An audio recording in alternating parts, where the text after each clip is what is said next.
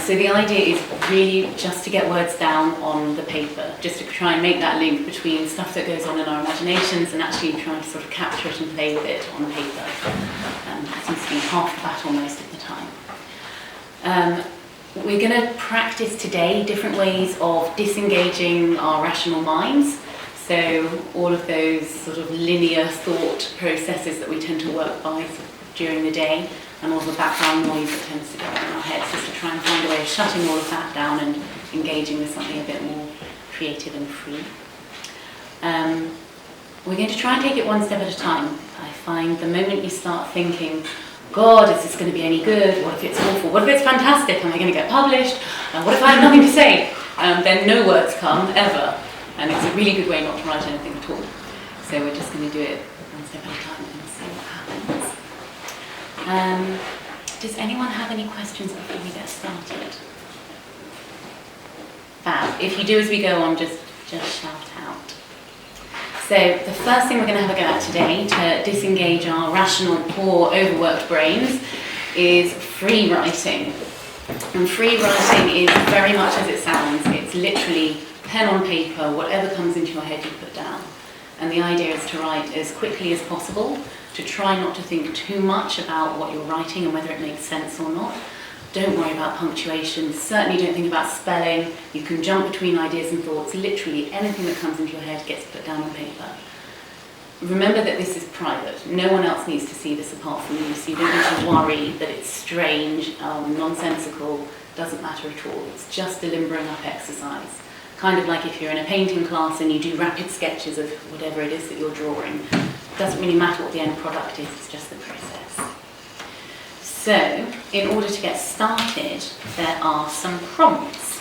And the idea with these is have a look and see if any of them capture, there's just 3 of those, any of them capture your imagination. If you see any that you like the look of, jot them down in your book and then carry on writing. Whatever comes into your head on the basis of that prompt, keep going. If you don't particularly like any of them, none of them particularly jump out at you, just start at the top and work your way down.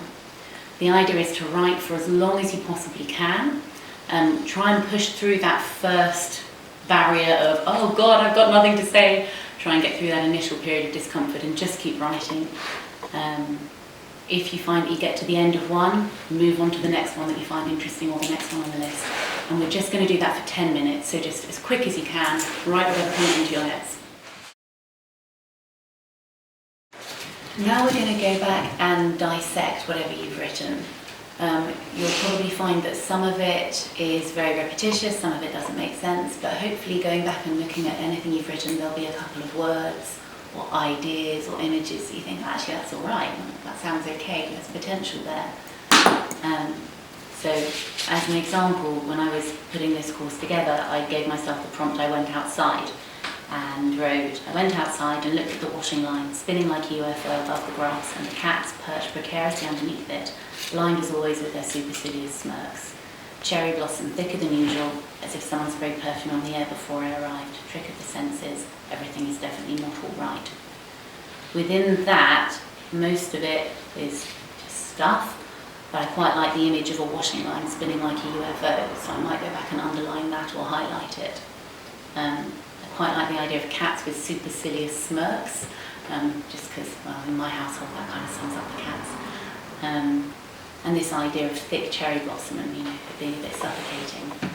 So I probably wouldn't use any of that as it is, but by going back and underlining it, you can sort of pick out any words or images that might be interesting for something. So have a go at doing that now, just very briefly. Underline, highlight words, images, phrases, anything that you think might have potential, and then we're going to copy those out onto a separate piece of paper and see what we can do with them. And we'll just do that for 5 minutes, underlining and rewriting on another sheet. So everyone, did you have something to pull out? Was there at least 1 or 2 words or images or something that you thought was kind of interesting? Good. Okay. So the second way of interrogating a free write and trying to create something out of nothing is to use the idea of the what if interrogation. So let's say, for example, you've written a piece that has quite a clear setting. Something comes across in your writing to suggest place. You can say, what if we took that to a desert in Arabia rather than a country cottage garden in Kent?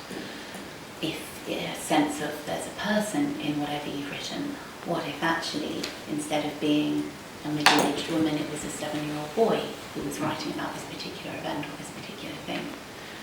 What if actually all that you've written is just someone's dream and they then wake up into something very stark and different, a huge contrast in whatever it is that's in your words? So it's the idea of, again, playing with it, not worrying too much about anything that you've written before, and just playing around, messing around with it. I had an art teacher once who used to rip up his paintings at the end of the class, and they were beautiful, beautiful things. He was a fantastic artist and the stuff he produced was gorgeous, and he'd rip it up because he said, well, it's not really about what comes out at the end, it's just the process you go through. And sometimes he'd then paste those onto the next painting, or he'd just literally paint over whatever he'd done before. And that, it was just that idea of not being too precious with your work, just messing around and trying different things and seeing what comes out. The getting precious about things happens way, way, way later down the line, and we won't worry about that for today. So yeah, if you're happy to, have a go at playing with some what-ifs with whatever you've written, whether it was the first bit you did, or whether it was the stuff you pulled out with your highlights and underlining. Try posing yourself some difficult questions and writing some responses.